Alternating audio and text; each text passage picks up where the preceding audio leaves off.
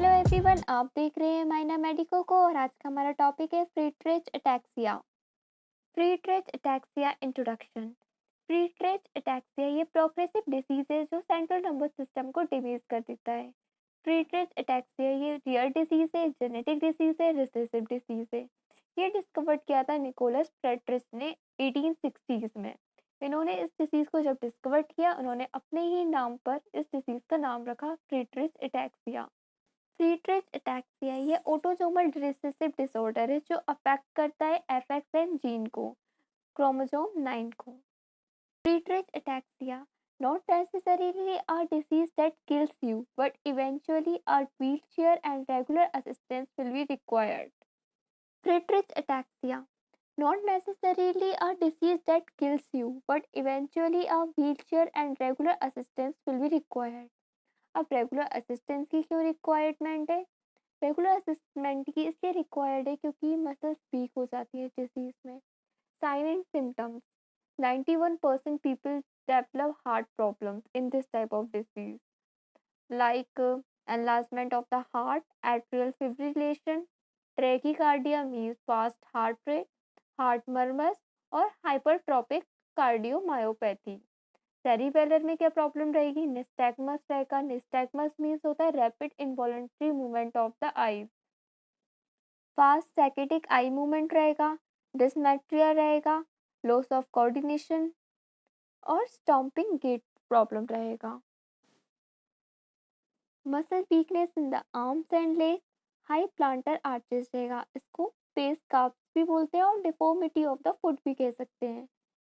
Blood speech रहेगा। Hearing impairment रहेगा। Vision impairment रहेगा। स्कोलियोसिस होगी। Scoliosis means abnormal curvature of the spine.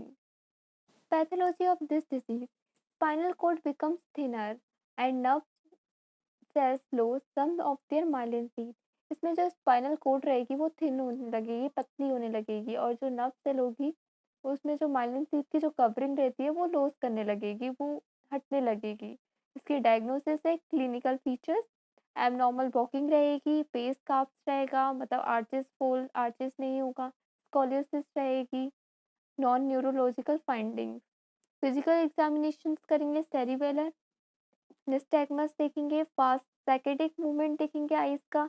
Diagnosis of Friedreich ataxia this disease: physical examination करेंगे, nystagmus, fast saccadic eye movement, dysarthria and clinical features में abnormal walking, pes cavus, scoliosis और non neurological conditions find करेंगे। Instrumental investigation में nerve conduction, ECG, echocardiography, MRI scan, genetic analysis check करेंगे। अब differential diagnosis में आ जाता है vitamin E deficiency, metabolic and immune disease, paraneoplastic disorder, posterior fossa tumour, multiple sclerosis और leukodystrophies. Friedreich ataxia का जनरल इंट्रोडक्शन था, अब ये डिटेल है। अटैक्सिया मीन्स होता है लेक ऑफ कोऑर्डिनेशन। अब फ्रैक्टरी अटैक्सिया क्या होता है? An autosomal recessive inherited disease that causes progressive damage to the nervous system, resulting in system ranging from gait disturbance to speech problem. It can also lead to heart disease and diabetes. ये autosomal recessive inherited disease है जो parents से बच्चों में आता है। ये progressive disease है जो कभी ठीक नहीं होता है, ये लाइफ टाइम रहता है। इसमें क्या-क्या प्रॉब्लम्स रहती हैं? गेट डिस्टर्बेंस हो जाता है, मतलब वही वॉकिंग पैटर्न में प्रॉब्लम हो जाती है, स्पीच प्रॉब्लम में प्रॉब्लम रहती है और हार्ट डिसीज रहता है और डायबिटीज प्रॉब्लम भी हो सकती है। First described by German physician Nikolaus Friedreich in 1860s। Nikolaus Friedreich ने इस डिजीज को डिस्कवर किया था 1860s में। इंसिडेंस 1:50,000 मीन्स 50,000 लोगों में से एक पर्सन को होती है। ये डिसीज बहुत ज़्यादा रेयर डिसीज है। Onset before age 20 to 25 years. Genetics: FXN gene contain amplified intronic GAA repeats, means FXN gene involve रहता है इसमें और GAA की रिपीटिशन होती है। FXN gene encoded the protein frataxin. Normal allele होता है 6 to 34 रिपीट। एक्सपेंडेड एलील रहता है 67 to 60 1500. Location chromosomes 9q30. Pathology. The primary site of pathology is spinal cord and peripheral nerve. Degeneration of nerve tissue in the spinal cord, in particular sensory neurons, essential through connection with the cerebellum for directing muscle movement of the arms and legs.